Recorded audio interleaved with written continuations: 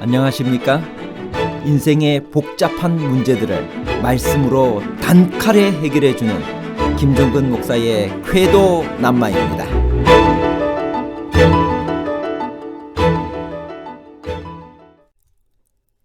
이스라엘 백성이 가나안 땅에 들어가면 그들을 반드시 쫓아내야 합니다.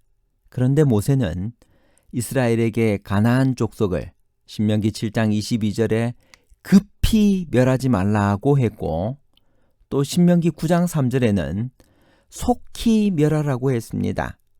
분명히 충돌되는 명령으로 보입니다. 어떻게 이해해야 할까요? 신명기 9장 3절에서 가나안 족속을 속히 멸하라는 명령은 촉박한 시간 때문인가요? 아니면 즉각적인 순종의 중요성 때문인가요? 촉박한 시간과 철저한 순종에 관한 복잡한 문제를 하나님 말씀의 가르침으로 명쾌하게 해결해 드리겠습니다. 가나안 족속을 급히 멸하지 말라는 명령과 속히 멸하라는 명령은 어떻게 조화되나요? 신명기 7장 22절, 내 하나님 여호와께서 이 민족들을 내 앞에서 조금씩 쫓아내시리니 너는 그들을 급히 멸하지 말라. 들짐승이 번성하여 너를 해할까 하노라. 신명기 9장 3절, 오늘 너는 알라. 내 하나님 여호와께서 맹렬한 불과 같이 내 앞에서 나아가신즉 여호와께서 그들을 멸하사 내 앞에 엎드러지게 하시리니 여호와께서 내게 말씀하신 것 같이 너는 그들을 쫓아내며 속히 멸할 것이라. 하나님께서 이스라엘 백성들에게 그들이 가나안 땅에 들어가면 가나안 족속을 곧바로 쫓아내지 아니할 것이라는 말씀을 시내산에서 십계명을 주실 때 이미 언급하셨습니다. 하나님은 그때 십계명과 각종 법규를 선포하신 후에 왕벌을 앞서 보내어 가나안 족속을 쫓아낼 것이라는 약속과 함께 다음과 같은 말씀을 주셨습니다. 출애굽기 23장 29절에서 30절에 있는 말씀입니다. 그러나 그 땅이 황폐하게 되므로 들짐승이 번성하여 너희를 해할까 하여 1년 안에는 그들을 내 앞에서 쫓아내지 아니하고 내가 번성하여 그 땅을 기업으로 얻을 때까지 내가 그들을 내 앞에서 조금씩 쫓아내리라. 신명기 7장 22절에는 이 말씀이 반복되어져 나옵니다. 하나님이 가나안 족속을 서서히 쫓아내시려고 한 것은 땅이 황폐되고 들짐승이 번성하여 사람을 해하는 일이 생기지 않도록 하기 위함이었습니다. 나라가 망하면 땅이 황폐되고 들짐승이 번성합니다. 역사적 사례들도 있습니다.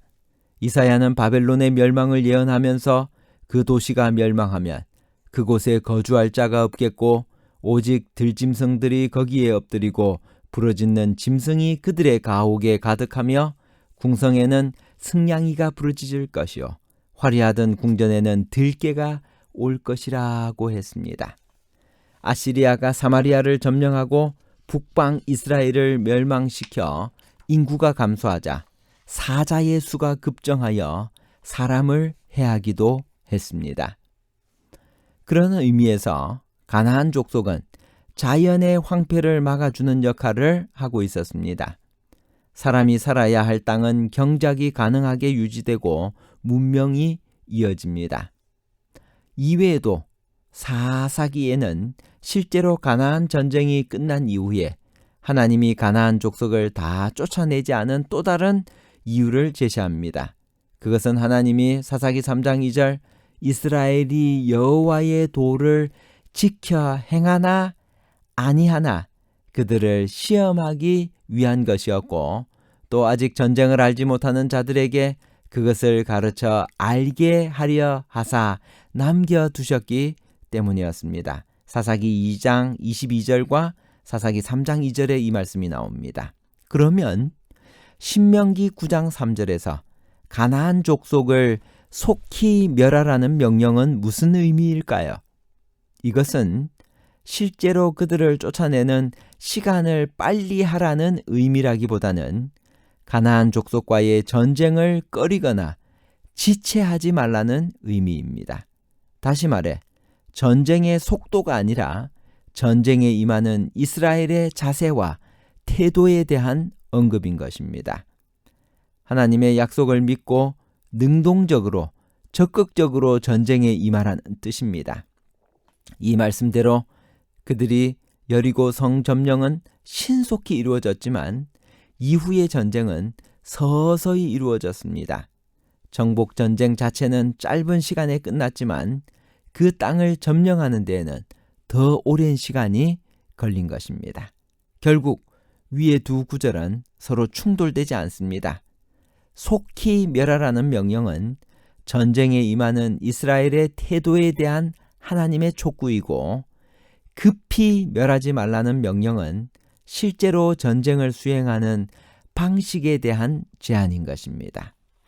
하나님의 시간 판단은 인간과는 다릅니다. 주저하는 인간의 눈에 하나님은 너무 빠르게 생각될 수도 있습니다. 반대로 조급한 인간의 눈에 하나님의 섭리는 너무 느리게 보일 수도 있습니다. 그러나 하나님은 인간처럼 서두르지도 않으시고 주저하지도 않으십니다. 또 경솔하지도 않으시고 태만하지도 않으십니다. 하나님의 타이밍에 맞춰서 하나님은 하나님의 시간에 그 일들을 반드시 이루어 주시는 분이십니다. 문제는 오늘 우리가 하나님의 그 명령과 하나님의 이 말씀을 전적으로 신뢰하고 인간의 상식과 인간의 경험과 맞지 않는다 할지라도 하나님의 뜻과 하나님의 말씀을 최우선적으로 의지하여 그 말씀대로 순종하면 하나님께서 반드시 당신의 뜻을 우리를 통하여 이루어 주실 것입니다. 이스라엘 백성들이 가나안 땅을 정복할 때 그 땅에 살고 있던 거민들을 어떻게 하라고 명령을 하셨나요?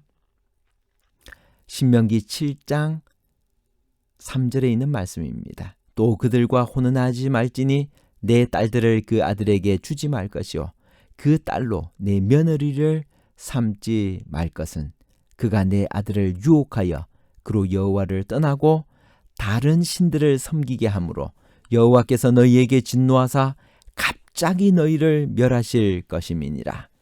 가나안 백성들과 어떤 언약도 하지 말고 혼인하지도 말고 우상을 불사르라고 명령하셨습니다. 그들의 주상을 깨트리며 아세라 목상을 찍으며 불사르라고 했습니다. 주상이나 아세라 목상은 무엇인가요? 신명기 7장 5절 오직 너희가 그들에게 행할 것은 이러하니 그들의 단을 헐며 주상을 깨트리며 아세라 목상을 찍으며 조각한 우상들을 불사를 것이니라. 주상은 경배의 대상이 되는 하나의 큰 돌덩어리 혹은 기둥을 의미하며 아세라 목상과 나란히 나오는 것으로 봐서 바알을 상징하는 것으로 보입니다. 이스라엘 백성들을 택한 백성으로 삼으신 하나님의 이유는 무엇일까요? 신명기 7장 8절 여호와께서 다만 너희를 사랑하심을 인하여 또는 너희 열조에게 하신 맹세를 지키려 하심을 인하여 자기의 권능의 손으로 너희를 인도하여 내시되 너희를 그 종 되었던 집에서 애굽 왕 바로의 손에서 속량하셨나니.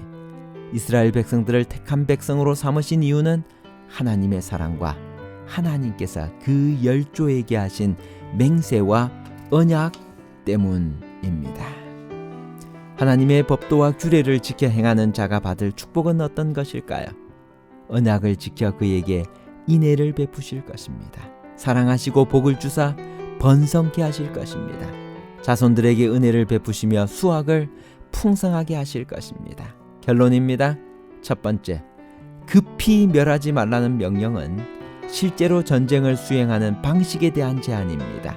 하나님이 가나안 족속을 서서히 쫓아내시려고 하신 것은 땅이 황폐되고 들짐승이 번성하여 사람을 해하는 일이 생기지 않도록 하기 위함입니다. 나라가 망하면 땅이 황폐되고 들짐승이 번성합니다. 두 번째, 속히 멸하라는 명령은 전쟁에 임하는 이스라엘의 태도에 대한 하나님의 촉구입니다. 즉 가나안 족속과의 전쟁을 꺼리거나 지체하지 말라는 의미입니다.